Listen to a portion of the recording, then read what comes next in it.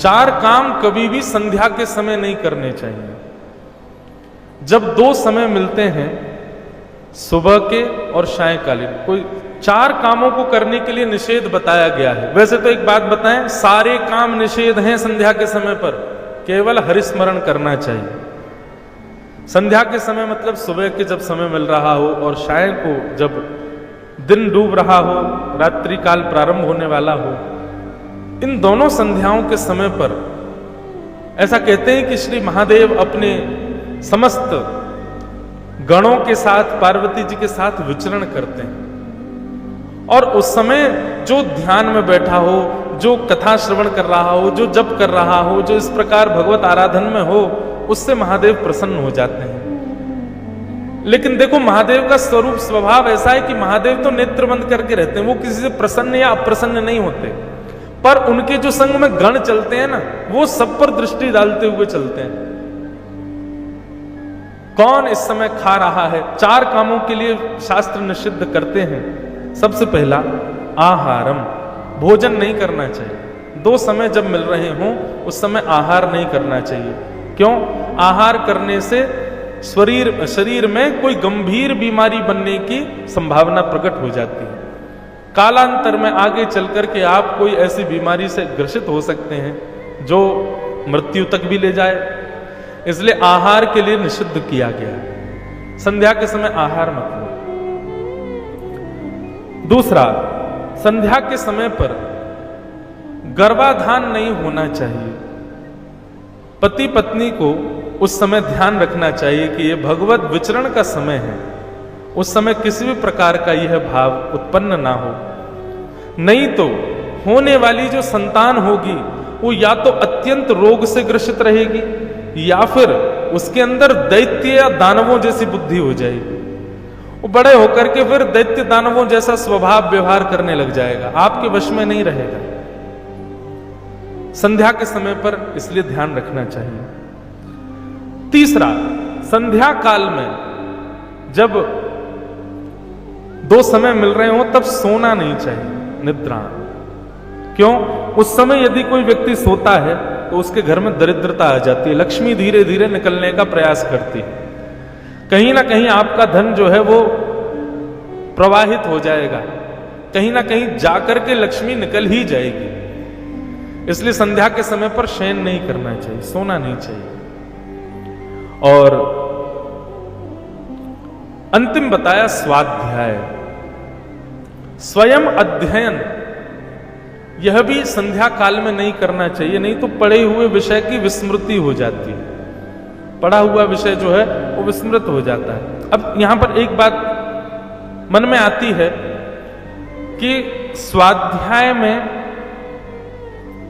स्वयं अध्ययनम, स्वयं पढ़ना, उसको स्वाध्याय कहते हैं। पर गुरुजनों के द्वारा बताए गए विषय का मनन करना, उसके लिए छूट है। गुरुदेव ने आपको कोई विषय पढ़ाया है, गुरुदेव ने आपको कोई विषय सिखाया है, उसका मनन चिंतन आप कर सकते हैं। पर स्वाध्याय, नया विषय नहीं पढ़ना चाहिए। संध्या काल कोई नया विषय यदि आप पढ़ेंगे तो वो जल्दी विस्मृत हो जाएगा, आप भूल जाओगे उसको। तो इन चार कामों के लिए शास्त्र निषिद्ध करते हैं संध्या काल में। पर ये चार काम ही नहीं, कोई भी नहीं काम करना चाहिए। संध्या के समय पर केवल हरि स्मरण करना चाहिए, हरि भजन करना चाहिए। नहीं तो शिव गण आपको देख लेंगे किसी कार्य को करते हुए, तो निश्चित है कि आपके ऊपर उस समय कोई ना कोई फिर वो क्रोध करके कुछ ना कुछ कर सकते हैं। इसलिए नहीं करना चाहिए। आप मन में सोचो कि चलो कुछ नहीं करना, खाली पीली बैठे फोन तो चला ही सकते हैं, नहीं, वो भी नहीं करना है। इन चार कामों को करने का जो पाप लगता है वो सारा पाप लग जाएगा संध्या काल में केवल फोन चलाने से। बंधुओं, एक और बात, जो लोग कथा में फोन प्रयोग करते हैं, फोन इस्तेमाल करते हैं, वो लोग भी सावधान रहा करो। जिनको कार्यकर्ता गण हैं, जिनको कार्य में लगा, व्यवस्था में लगे, उनके लिए छूट है। पर कई लोग ऐसे वेले बैठे रहते हैं कथा में, उन्होंने इतनी कथा सुन ली है कि उनको अब ये रहता है कि अब क्या करना है सुन के, तो फिर फोन नीचे खोल करके वो लगे रहते। नहीं, आप निश्चित मानिए ये कथा रूपी श्रीमद् भागवत साक्षात श्री कृष्ण है। इनके सन्मुख बैठ करके जब आप इस कर्ण पिशाचिनी का प्रयोग करते हैं तो ठाकुर जी ना जाने कितने आपके संचित पाप पुनः उदित हो जाते होंगे। इसलिए भैया ये मत किया करो। अब मैं संकेत करके तो नहीं बोल सकता कि भाई तुम फोन मत चलाओ, इसीलिए मैं सबको ही बोल दिया कि फोन नहीं चलाना चाहिए, क्योंकि हमको तो सब दिख जाते हैं ध्यान में कौन चला रहा है कौन नहीं चला रहा है। फोटो भी खींचते हो तो भी दिख ही जाते हो। उस समय लगता है कि कथा को कम से कम न्याय दीजिए, उनके सामने बैठे हैं तो उनके सन्मुख इस प्रकार मत करो। तो संध्या काल में ये कार्य करने से ये हानि होती है। पर ये कार्य नहीं, मैं तो कह रहा हूं कुछ नहीं करो, केवल हरिस्मरण करो। एक जगह मैंने कहीं बोल दिया कि सुबह 4 साढ़े 4 बजे के बाद उठ जाना चाहिए, रात्रि 10 बजे के बाद सो जाना चाहिए। इस प्रकार यदि कोई व्यक्ति अपनी जीवनचर्या जीने लग जाए तो वो मेधावी बुद्धि वाला हो जाएगा। तो लोग बाग आज के कैसे लोग हो गए हैं, मुझसे क्या पूछ रहे हैं, बोले महाराज जी आप कह तो रहे हो 4:30 बजे उठ जाओ, पर 4:30 से लेकर 8:30 तक करें क्या? इतनी देर हम करेंगे क्या? वाह। बोले हम लोग 8:30 बजे उठते हैं और 8:30 बजे उठ के स्नान ध्यान करके 9:30 बजे तक तैयार होकर बाल भोग पा लेते हैं, 1 घंटे में सब कर लेते हैं। अब आप कह रहे हो 4:30 बजे उठ जाओ, उसके बाद 8:30 बजे तक करें क्या? इसके लिए भी विचार करना पड़ रहा है, तो कितने बड़े दुर्भाग्य की बात है। वाह, जल्दी उठ के करें क्या? कई लोग तो रात में जल्दी सोते नहीं, इसलिए क्यों? बोले सुबह जल्दी आंख खुल जाएगी, फिर क्या करेंगे? ऐसे समय पे सोएं कि सुबह आराम से आंख खुले। कैसी दिनचर्या! ये राक्षस स्थिति तो हो गई है हम लोगों की। पर महाराज जी पता नहीं क्या है आपके दत्त धाम में, तो यहां 1 बजे कई बार तो आंख लगे, 12:30 1 बजे, फिर 3 साढ़े 3 अपने आप खुल जाती है। यहां नींद ही नहीं आती। आज तो मेरा जप जल्दी हो गया, सुबह जल्दी उठ के सब कर दिया तो जप हो गया। मैंने सोचा आज मैं बढ़िया थोड़ा विश्राम कर लेता हूं, और मैंने सोचा थोड़ी देर है, थोड़ी देर विश्राम करूंगा फिर अध्ययन करूंगा। 2-3 घंटे सोने के बाद भी नींद नहीं आती, दोपहर में नींद नहीं, सुबह सुबह नींद ही नहीं आ रही है। खूब प्रयास कर लिया कि सो जाऊं, पर यह भी है महाराज जी कि प्रयास करने पर भी सांसारिक भाव आपके अंदर नहीं आवे। आप चाह रहे हो कि मुझे भूख लगे लेकिन लगी नहीं रही, आप चाह रहे हो कि मैं सो जाऊं लेकिन नींद नहीं आ रही, आप चाह रहे हो कि मैं फोन चलाऊं लेकिन इच्छा नहीं हो रही, आप चाह रहे हो कि मैं कुछ ऐसा करूं जो संसारी हो, पर वो हो ना पा रहा हो, तो निश्चित है कि उस स्थान में साक्षात देव विराजमान है। और सुनिए, आप चाह करके जो चाहा वो कर लेते हो, तो इसका मतलब देव तो वहां है लेकिन तुम राक्षस हो, क्योंकि तुमने जो सोचा वो तुम कर पा रहे हो।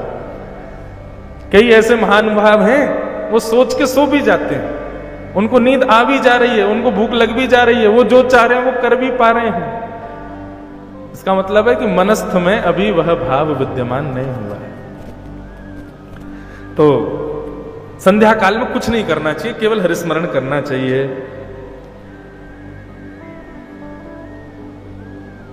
यहां यही हुआ, कश्यप ऋषि यज्ञ कर रहे थे और तभी उनकी पत्नी दिति, उस दिति के अंदर ऐसी ईर्ष्या भावना हुई कि अदिति के तो देवता पुत्र हो गए सारे, स्वर्ग मिल गया उनको, मेरे संतान कौन है? और संध्या काल में कश्यप ऋषि के समीप जाकर के उसने भाव प्रकट किया। कश्यप ऋषि के अनेक मना करने पर भी वो नहीं मानी और गर्भाधान हुआ। गर्भाधान के पश्चात कश्यप ऋषि ने बहुत डांटा, समझाया, बोले देवी ये उचित नहीं है, तुमने बहुत बड़ा निरादर किया है। संध्या काल में महादेव विचरण करते हैं और उस समय पर यह की गई क्रिया, इसका दुष्परिणाम भोगना पड़ेगा। तुम्हारे गर्भ से ऐसे बालक उत्पन्न होंगे जो सृष्टि को नाश करने वाले होंगे, सृष्टि का नाश करने वाले होंगे। दिति को अपने ऊपर बहुत ग्लानि हुई, चरणों में बैठ करके क्षमा मांगने लगी, मुझे बहुत ग्लानि हो रही है, मैं क्यों ऐसे अपने भाव को अपने वश में ना कर पाई। भगवान, ऐसे दैत्य बालकों को जन्म दूंगी, मुझे इस बात का बहुत क्षोभ है, मैंने महादेव का बहुत बड़ा अपराध किया है, मैं महादेव से क्षमा मांगती हूं। मैंने यज्ञ नारायण भगवान का अपमान किया, मैं उनसे क्षमा मांगती हूं। मैंने आपका अपमान किया, मैं आपसे क्षमा मांगती हूं। कश्यप ऋषि ने कहा, देखो ये बहुत सुंदर बात है यहां पर, जब अपनी गलती को उन्होंने स्वीकार किया और स्वीकार करके जैसा उचित दंड मिल सके उसके लिए प्रार्थना की कि मुझे दंड दीजिए, तो मैं इस बात को कथाओं में कहा करता हूं कि अपनी गलती को स्वीकार कर लेना और स्वीकार करके दंड को स्वीकार करने की इच्छा रखना, ये दो स्थिति जब मानव के चित्त में आ जाती है तो आधी गलती का दंड तो उसको नष्ट ही हो जाता है। अपने अवगुणों को स्वीकार करना यह मानव का सबसे बड़ा सद्गुण है, लेकिन अवगुण होते हुए भी उसको अस्वीकार करना, उसको कभी ना मानना, यह सबसे बड़ा दुर्गुण है मानव का। इसलिए कुछ गलती हो जाए, कुछ अवगुण चित्त में आ जाए, तुरंत उसको स्वीकार करो सहर्ष कि हां मैंने ऐसा किया है। दिति ने चरणों में प्रणाम करते हुए कहा, मुझसे बहुत बड़ा अपराध हो गया, मैं दंड की अधिकारिणी हूं, महादेव नारायण और आप मिलकर के जो मुझे दंड देंगे वो मुझे स्वीकार है। कश्यप ऋषि कहते हैं, देवी तुमने अपनी गलती स्वीकार कर ली, इससे मैं बड़ा प्रसन्न हूं और निश्चित ही महादेव भी प्रसन्न हैं और नारायण भी प्रसन्न हैं, इसलिए हम वरदान देते हैं। क्या? तुम्हारे गर्भ से जो हमारे 2 पुत्र होंगे वो होंगे तो राक्षस, पर तुमने अपनी गलती स्वीकार की, इसलिए उन राक्षसों को यह वर प्राप्त होगा कि वो भगवान श्री हरि के हाथों मारे जाएंगे, श्री हरि के द्वारा उनका निधन होगा। तभी एक संकेतिक रूप में भगवान ने अपनी प्रसन्नता व्यक्त कर दी। ठाकुर जी ने प्रसन्नता व्यक्त की तो कश्यप ऋषि ने यह भी बताया, बोले कि देवी ठाकुर जी की प्रसन्नता से एक संकेत और मिला है मुझे। बोले क्या? बोले तुम इतनी ज्यादा व्याकुल हो रही हो, अपनी गलती स्वीकार कर रही हो, अब देखो पुत्र तो तुम्हारे राक्षस होंगे, लेकिन तुम्हारा जो पौत्र होगा, मतलब पुत्र का जो बेटा होगा, उसके 4 पुत्र होंगे, उन 4 में से एक पुत्र जो होगा वो ऐसा भगवत भक्त होगा, ऐसा भगवत भक्त होगा कि ठाकुर जी उसके लिए अवतरित होंगे और अवतरित होकर के ठाकुर जी और उसके प्रेम की गाथा जब तक सूर्य चंद्रमा विद्यमान है तब तक पृथ्वी पर गाई जाती रहेगी। कौन है? प्रहलाद जी महाराज। दिति के पुत्र हुए हिरण्यकश्यप और हिरण्यकश्यप के पुत्र हुए श्री प्रहलाद जी। तो यह पूर्व निश्चित था। यहां पर कश्यप ऋषि ने उनको आशीष प्रदान किया। तब दिति ने सुनकर के बड़ी प्रसन्न हो गई, बोले चलिए मैं इस बात को स्वीकार करती हूं कि मेरे पुत्र कम से कम भगवान के हाथों मरेंगे, इसको मुझे बड़ी प्रसन्नता है। तब यहां पर एक बड़ी अच्छी बात दिति ने कही है, मुझे अच्छी लगी तो मैंने उसको चिन्हित किया कि न ब्रह्मदंड दग्धस्य न भूत भयदस्य च नारकाश्चानुगृह्यन्ते याम याम योनिमसौ गतः।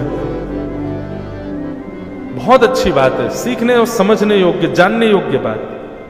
दिति कहती हैं, चलिए अच्छा है कि मेरे पुत्र भगवान के हाथों मरेंगे, कहीं अपने दुष्कर्मों की वजह से किसी ब्राह्मण के कोप से तो नहीं उनका वध होगा। मतलब समझ रहे हैं? दिति कहती है कि अगर उनकी क्रिया से कोई ब्राह्मण उन पर नाराज हो गए, कोई वैष्णव उन पर नाराज हो गए, तो उसकी गति क्या होगी? ठाकुर जी नाराज होते हैं और नाराज होकर के वध करने आ जाते हैं तो वैकुंठ मिल जाता है, लेकिन यदि ब्राह्मण नाराज हो जाए, वैष्णव नाराज हो जाए, भक्त वृंद नाराज हो जाए, तो यहां पर लिखा है नारकश्चानुगृह्यन्ति याम याम योनिमसौ गतः। उसको नरक में भी स्थान मिलना मुश्किल हो जाता है, उसको 84 लाख योनियों में क्षण क्षण भर के लिए जाना पड़ता है, कितनी यातनाएं उसको भोगनी पड़ती हैं। इसलिए दिति कहती है ये अच्छा है कि भगवान नाराज होंगे, कम से कम ब्राह्मणों से नाराज नहीं होना चाहिए, ब्राह्मण नाराज ना हो उन पर, ये अच्छा है। दिति महाराज दिति की बात सुन करके कश्यप ऋषि प्रसन्न हुए। फिर जय विजय के पूर्व जन्म की कथा बताई गई, ये हिरण्यकश्यप हिरण्याक्ष की।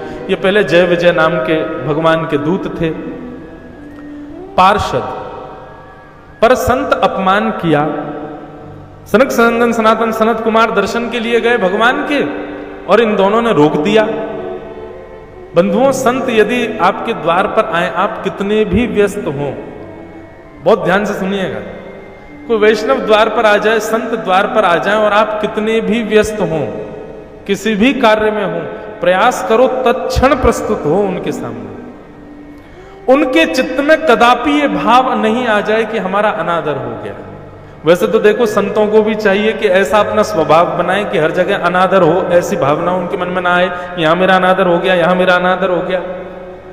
पर कदापि यदि कोई इस प्रकार के भाव वाले आ जाएं, जिनको बहुत छोटी छोटी बातों पर अपना अनादर हो जाए, प्रयास करना चाहिए, चाहे संत स्वभावशीलता से युक्त हो, चाहे स्वभाव से अत्यंत क्रूर हो, आप फिर भी ये प्रयास करो, घर पर कोई संत आए तुरंत प्रस्तुत हो। क्योंकि मैंने 2-3 क्रम ऐसे देखे हैं भागवत में, जैसे जय विजय ने सनकादियों को हठपूर्वक रोका नहीं, केवल कहा कि अभी आप दर्शन नहीं कर सकते, ठाकुर जी किसी कार्य में है, मुझे ऐसा पता लगा है, तो इसलिए आपको थोड़ी प्रतीक्षा करनी पड़ेगी। और ठीक ऐसा ही बताया गया इंद्रद्युम्न राजा अपने ठाकुर जी की सेवा कर रहा था, तभी एक संत आ गए, तो संत को देख करके भी इंद्रद्युम्न राजा ने अपने ठाकुर जी की सेवा नहीं छोड़ी, बोले बैठे रहेंगे अपने आप ही में सेवा में। मतलब ये तो होता है कि दूर से प्रणाम कर देते या उनसे कहते 2 मिनट में आ रहा हूं महाराज जी, आप विराजो।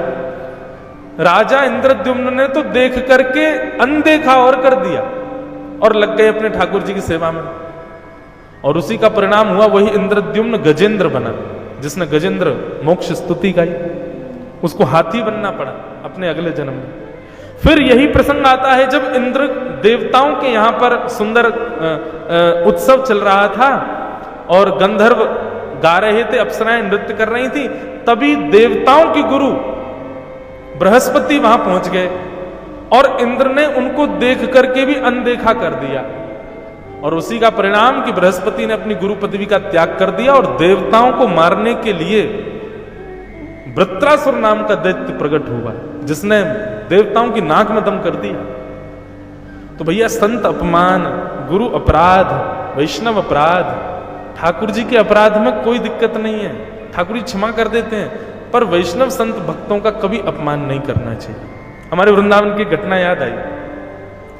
वृंदावन में एक रसिक हुए श्री हरिराम व्यास जी, जिन्होंने श्री जुगल किशोर जी को प्रकट किया, जो कि पन्ना में विराजते हैं। तो हरिराम व्यास जी पहले बड़े विद्वान थे और विद्वत्ता के कारण उनके अंदर अहम भी था, लेकिन जब वो वृंदावन आए तो वृंदावन में श्री हित हरिवंश महाप्रभु के चरणाश्रित होने के बाद उनके चित्त से अहंकार चला गया और ज्ञान जो है वो विवेक में परिवर्तित हो गया। तो लोग बाग कहते थे, बोले भाई ये बड़े सहनशील हैं, श्री हरिराम व्यास जी बड़े सहनशील हैं। तो एक संत उनकी परीक्षा लेने के लिए उनके यहां पहुंच गए। जैसे ही संत का आगमन हुआ, संत ने आते ही बिल्कुल भौएं चढ़ा रखी थी उन्होंने, और खटपट अपनी खड़ाऊं बजाते हुए सीधे हरिराम व्यास जी के जो स्थान था वहां प्रवेश कर गए और जाके सीधे आसन लगा करके बैठ गए और बोले, जल्दी लाओ, हमको भोग पवाओ, प्रसाद पवाओ, भूख लगी हमको। हरिराम व्यास जी, क्षण भर भी यदि विलंब किया आपने तो देख लेना मैं शाप दे जाऊंगा। आजकल के भक्त होते तो कहते, अरे क्या आप राजधानी एक्सप्रेस बन के आए हो इतनी जल्दी आकर के और सीधे भोग भाग मांग रहे हो, ऐसे थोड़ी होता है। पर हरिराम व्यास जी ने ऐसा कुछ नहीं किया। उन्होंने निवेदन किया, बोले बड़े हमारे भाग्य की हमारे घर संत पधारे, पर प्रभु श्री जुगल किशोर जी की राजभोग की थाली अभी मंदिर में भीतर जा रही है, तैयार हो गई है थाली, बस सेवक जन लेकर के जा रहे हैं। ठाकुर जी का भोग लगेगा, उसका थोड़ा अवधि है, 20 मिनट 45 मिनट तक थोड़ा भोग लगेगा, उसके बाद सबसे पहली प्रसादी आप ही पाइएगा। संत तो और नाराज हो गए, बोले कि मैं यहां पर भूख प्यास से व्याकुल तुम्हारे यहां आया हूं और तुम मुझे और प्रतीक्षा करने को कह रहे हो? तुम मुझसे कह रहे हो कि मैं भगवान के भोग तक प्रतीक्षा करूं? अब हरिराम व्यास जी चाहते तो यहां तर्क वितर्क कर दे, तो बोले कैसे साधु हो, भगवान के भोग से पहले खाना चाहते हो? पर नहीं, उन्होंने तुरंत अपने सेवकों को आज्ञा करी, सुनो, जुगल किशोर जी के लिए दोबारा रसोई बाद में बन जाएगी, अभी जुगल किशोर जी की जो थाली है ठाकुर जी से पहले संत के सामने पधरा। साक्षात जुगल किशोर जी ही संत के रूप में पधारे हैं इनके सन्मुख रखो। और श्री जुगल किशोर जी को बिना भोग लगे ही उनकी भोग की थाली संत के सामने पधरा दी। साधु पाने लगे। अब पाते पाते पता नहीं किसी सामग्री में थोड़ा नमक मिर्च कुछ ज्यादा कम कुछ हुआ होगा। अब पहले वो तो परीक्षा लेने आए थे हरिराम व्यास जी की। हरिराम व्यास जी पहली परीक्षा में तो पास हो गए कि बोले भाई इनके ठाकुर जी की भोग की प्रसादी मैंने मांग ली और इनको फिर भी गुस्सा नहीं आया। रसोईया जन अंदर से आंख दिखा रहे थे हरिराम व्यास जी को। हरिराम व्यास जी बोले नहीं दोबारा रसोई बनाओ, दूसरी जुगल किशोर जी का दूसरा भोग बनाओ। आज ऐसा मान लेंगे कि हमारे यहां सचल जुगल किशोर जी आए तो एक थाली उनकी चली गई। अब पाते पाते किसी में नमक मिर्च थोड़ा कम रह गया होगा, ज्यादा हो गया, कुछ हुआ तो संत को इतना क्रोध आया कि थाली उठा करके हरिराम व्यास जी के मुंह पे ही मार दी। सब्जी से युक्त उसमें सब सामग्री रखी निष्ठुर थाली उनके मुख पर दे मारी परीक्षा लेने के लिए।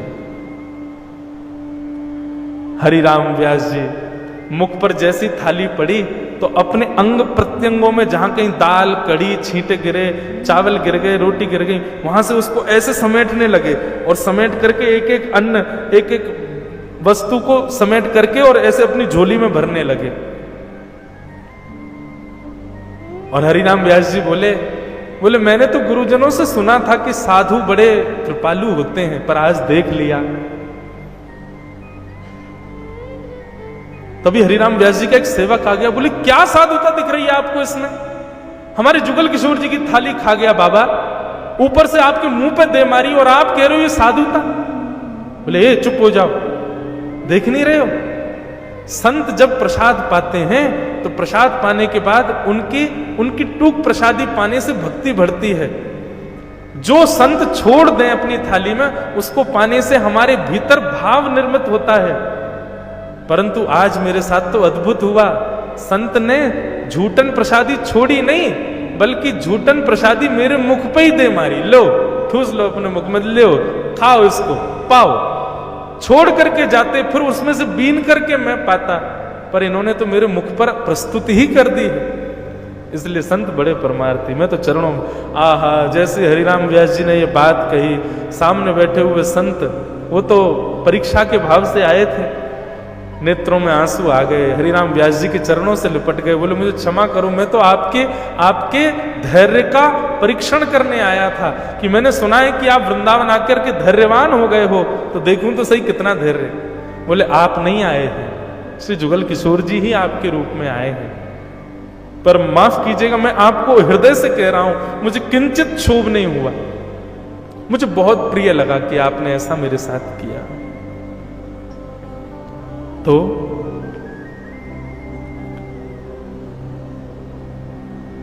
संत महापुरुष साधु ये कभी भी आमे बंधु, इनका कभी निरादर ना हो, ये भाव रखो।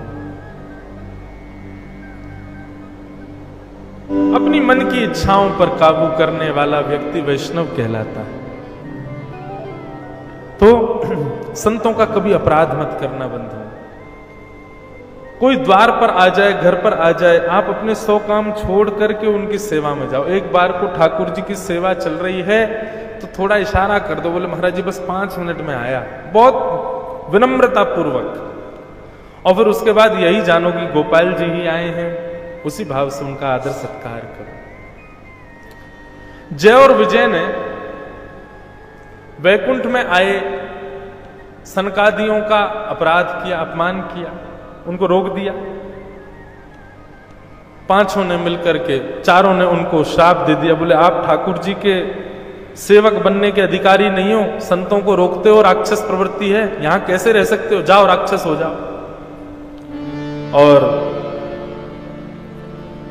3 युगों में जय विजय दोनों राक्षसत्व स्वीकार करके पृथ्वी पर आए। और उन्हीं 3 युगों में भगवान ने आकर के फिर उनका बीच बचाव किया। ठाकुर जी ने आकर के कहा देखिए आपने बड़ा कृतार्थ किया, आपने श्राप नहीं दिया, आपने कृतकृत्य किया है मेरे द्वारपालों को, पर ये है तो मेरे ही पार्षद, इसलिए भक्त हैं, इसलिए मैं इन पर कृपा करने मैं भी अवतार धारण करूंगा। ये 3 बार आएंगे, मैं 4 बार आऊंगा। इसलिए हिरण्यकश्यप और हिरण्याक्ष ये दोनों जय विजय जब बनकर के आए, तब हिरण्याक्ष के वध के लिए भगवान बराह बनकर के आए और हिरण्यकश्यप के वध के लिए भगवान नृसिंह बनकर के आए। तो एक ही बार में ठाकुर जी के दो अवतार तो यही हो गए। फिर उसके बाद त्रेता में यही रावण कुंभकर्ण बनकर के आए तो भगवान राम बनकर के पधारे, और द्वापर में यही कंस, यही शिशुपाल और दंतवक्र के रूप में आए और भगवान श्री कृष्ण के रूप में पधारे।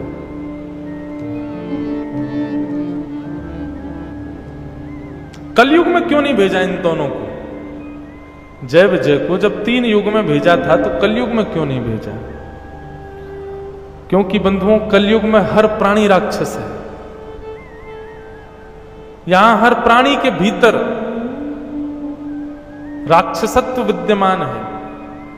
और एक बात आपसे, एक बात निवेदन पूर्वक कहूं, हम कितना भी भजन करते हैं, हम कितना भी सत्संग करते हैं, ऐसा हो ही नहीं सकता कि किसी भी दिन 24 घंटे में एक बार भी आपके चित्त में राक्षसत्व ना आता हो। एक क्षण के लिए ही सही वो आपका स्पर्श तो करता है, एक क्षण के लिए ही सही आपके मनोवृत्ति और भाव में राक्षसत्व उज्जवल होता है। इसीलिए हमारे यहां कहा गया कि सदा संग ऐसा रखो, ऐसी स्थान पर रहो, ऐसी स्थिति में रहो कि राक्षसत्व उठ ना पाए। क्योंकि एक बार उठा तो इस कलयुग में, अन्य युगों में अच्छा था, 2 ही राक्षस थे, पर इस कलिकाल में तो करोड़ों राक्षस हैं, खरबों राक्षस हैं। हर प्राणी, हर मानव के भीतर एक राक्षस बैठा है। बस उसके संग दोष से या संग अच्छा होने से या तो राक्षस प्रकट हो जाता है या देवत्व प्रकट हो जाता है। देवत्व प्रकट होता है तो वही संत कहलाते हैं, वही साधु कहलाते हैं, वही महात्मा कहलाते हैं, वही वैष्णव कहलाते हैं, वही पूजने के अधिकारी हो जाते हैं। और राक्षसत्व प्रकट हो जाता है तो वही संसार के पामर जीव कहलाते हैं। बंधुओं, वास्तव में जेलों में जो बैठे हैं बड़े बड़े अपराध करके, ये राक्षस प्रवृत्ति के नहीं है, ये तो है ही राक्षस। इनके कर्तव्य में राक्षस है, कर्म में राक्षसत्व है। पर कलयुग में तो अधिकतर राक्षस मन में निवास करता है। कर्म बुरा नहीं करवाएगा, पर कर्म के प्रति रुचि पूरी करवा देगा कि मैं ऐसा कर लूं, मैं ये कर लूं, मैं ये कर तो लूं, कर थोड़ी रहा हूं, सोच ही लूं, विचार ही कर लूं। भगवान गीता में कहते हैं, ध्यायतो विषयाम पुंसः संगस्तेषुपजायते, संगात् संजायते कामः, कामात् क्रोधो विजायते, क्रोधात् भवति सम्मोह, सम्मोहात् स्मृति विभ्रम, स्मृति भ्रंशात् बुद्धिनाशो, बुद्धिनाशात् प्रणश्यति। भगवान गीता में कहते हैं, मानव का नाश कब प्रारंभ होता है अर्जुन? जब वो मन में किसी विकार को सोच लेता है। ध्यायतो विषयाम पुंसः। अर्जुन, उसने गलत जब किया तब उसको पाप लगा, ऐसा नहीं। उसने जब सोचा ना तभी लग गया पाप। तो अब सोच करके और फिर सत्संग से उस सोचे हुए भाव को नष्ट नहीं करेगा तो वो पाप लगता ही रहेगा जब तक वो भाव उसके चित्त में रहेगा। और यदि अनावृत वो भाव उसके चित्त में रहा तो एक दिन वो भाव मन से कर्म में आ ही जाएगा, वो करेगा उसको। इसलिए अर्जुन, व्यक्ति के नाश का कारण क्या है? विषय का चिंतन करना। इसलिए ऐसी स्थिति में रहो, ऐसे स्वभाव में रहो, ऐसे वातावरण में रहो जहां पर आपको सोचने का मौका ही ना मिले कोई विषय। क्योंकि भैया इस कलिकाल में तो हर हृदय राक्षस है, बस मौका चाहिए उसको सोचने का, और वो क्षण भर में सोच लेता है कुछ भी। इसलिए कलिकाल में राक्षस नहीं, कलिकाल में तो मानव के हृदय में ही राक्षस है। तो इन दोनों को राक्षस बना करके भेजा। अब हिरण्यकश्यप और हिरण्याक्ष के जन्म तथा हिरण्याक्ष के वध की कथा, बराह भगवान का वध हुआ, वो सब कथाएं सुनाई गई। अब केवल हम महात्माओं में जो कथाएं हैं उनका स्पर्श मात्र कर रहे हैं। हिरण्याक्ष के वध की कथा सुनाते हुए ब्रह्मा जी की रची हुई अनेक प्रकार की सृष्टि का वर्णन किया गया और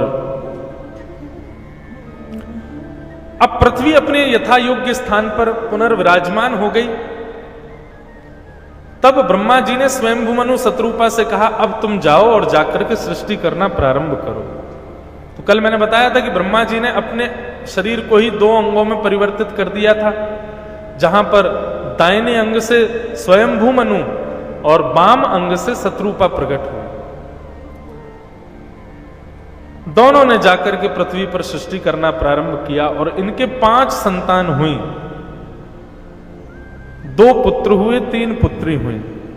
पुत्र हुए प्रियव्रत और उत्तानपाद और पुत्री हुई आकुति, देवहूति और प्रसूति।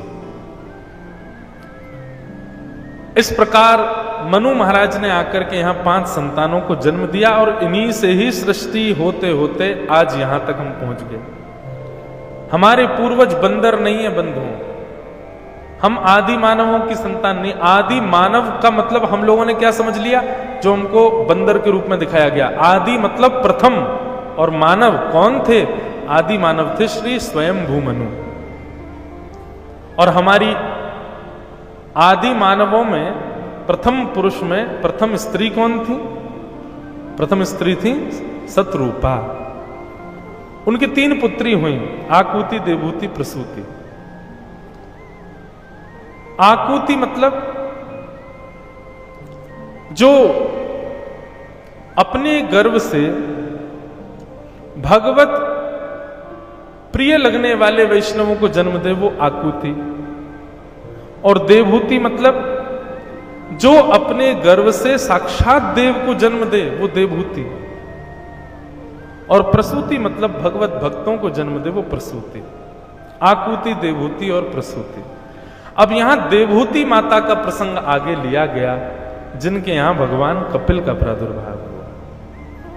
तो कथा कुछ इस प्रकार प्रारंभ होती है कि ब्रह्मा जी की छाया से एक छाया पुत्र प्रकट हुए और उनका नाम था कर्दम ऋषि, जिन्होंने विश्व का सबसे पहला विमान बनाया, जिसका नाम था कामघ विमान। तो कर्दम ऋषि ब्रह्मा जी की छाया से प्रकट हुए और इन्होंने पृथ्वी पर आकर के असंख्य वर्षों तक तपस्या की। एक आसन पर बैठ करके भगवान का भजन कर रहे थे, तपश्चर्या कर रहे थे, भगवान का आवाहन कर रहे थे। भगवान प्रकट हो गए और प्रकट होकर के भगवान ने कहा, वरम ब्रूयात, वरदान मांगो, क्या चाहिए? आहा, जैसे ही संघ चक्र गदा पद्मधारी ठाकुर जी को देखा, कर्दम ऋषि उनसे प्रार्थना करते हुए कहते हैं, भगवान कि तथा सचाहं परिवोडुकाम समान शीलां ग्रहमेत धेनु उपेवान मूलमशेष मूलम दुराशयः काम दुदांग्रपश्य। कर्दम ऋषि ने भगवान से प्रार्थना करते हुए कहा, भगवान मेरी एक सुंदर सी कन्या से ब्याह हो जाए, ऐसा वरदान दे दीजिए। लेकिन किस रूप में सुंदर चाहिए ये सुन लीजिए।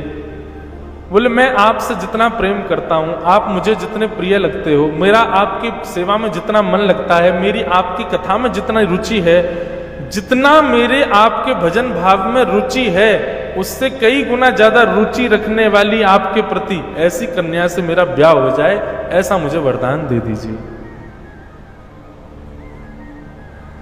यहां पर वर्णन आता है कि भगवान ने जब कर्दम ऋषि की ये बात सुनी तो पहले तो भगवान बड़े हंसे।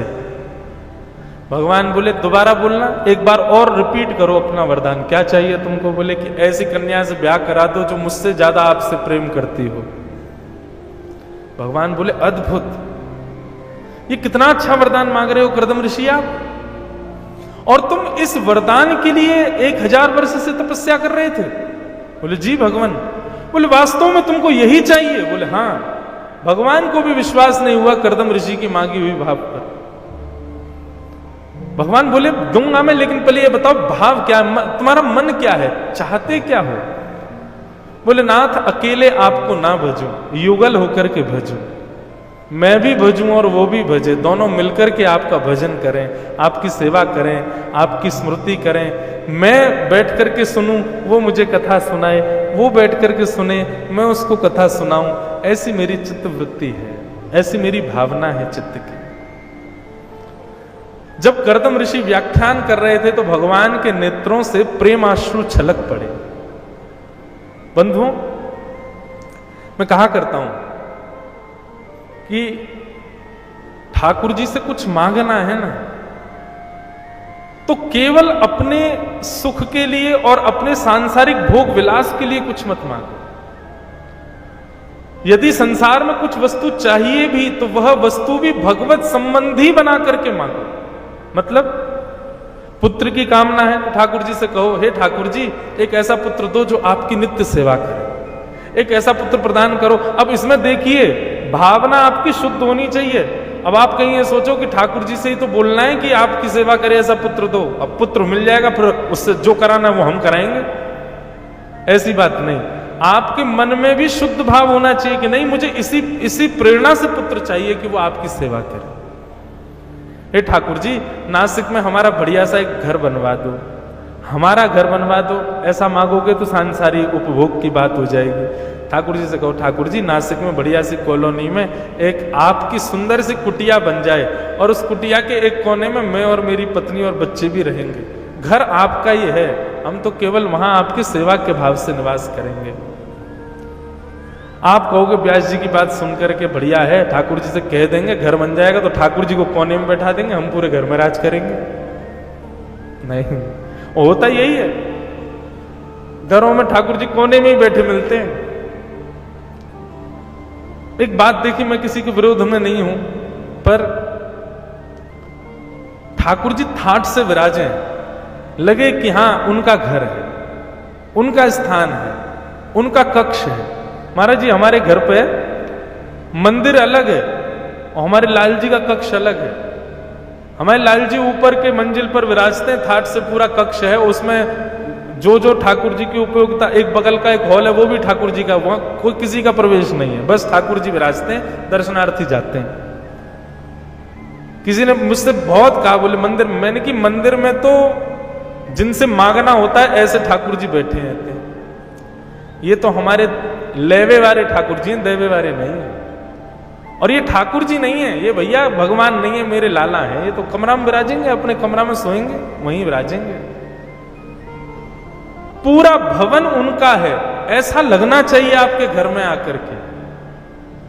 आप तो केवल वहां किराएदार हो, वहां रह रहे हो उनकी सेवा के लिए, ऐसा भाव। इस प्रकार अगर कोई नया घर बनवा रहा हो, किसी के नए घर का निर्माण हो रहा हो, तो हमारी ये बात सुन लीजिएगा।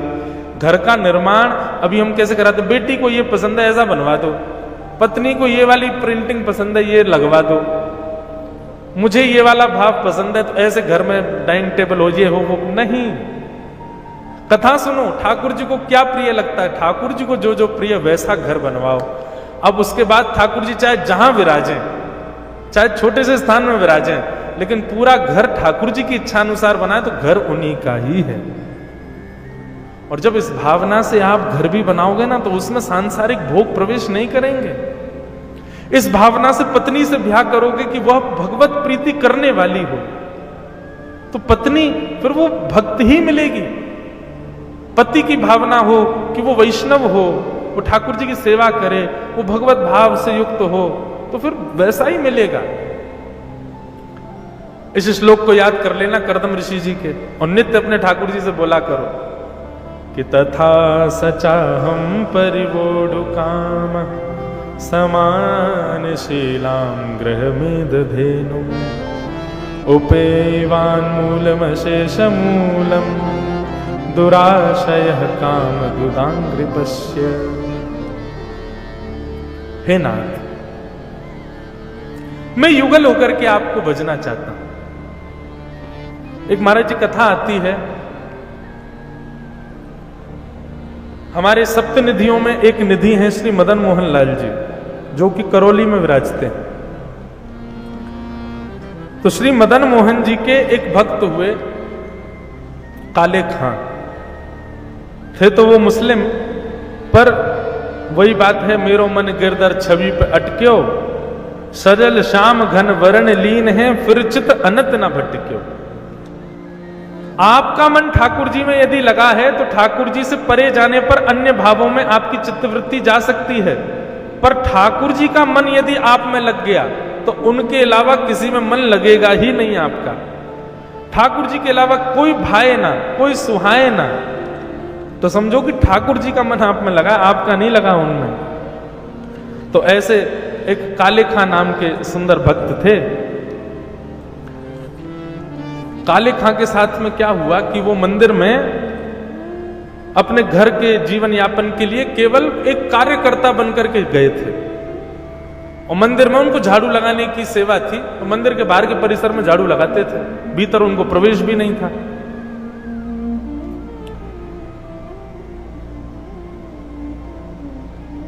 लेकिन वही बात है ना कि भाव कुभाव अनख आलसहु, नाम जपत मंगल दिश दशहु। कोई किसी भी भाव से मेरे पास आ जाए, अगर मुझे उसका भाव प्रिय लग गया तो मैं तो स्वीकार कर लेता हूं।